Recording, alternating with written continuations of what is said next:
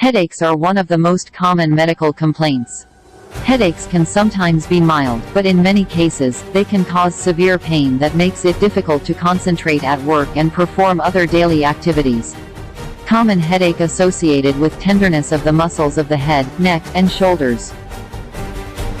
A migraine is a powerful headache that often happen with nausea, vomiting, and sensitivity to light. They can last from 4 hours to 3 days, and sometimes longer.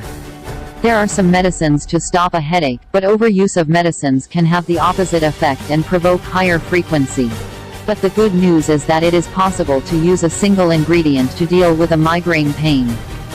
Therefore, we will say something more about a natural way of dealing with a migraine headache and benefits of Himalayan salt and lemon water mixture.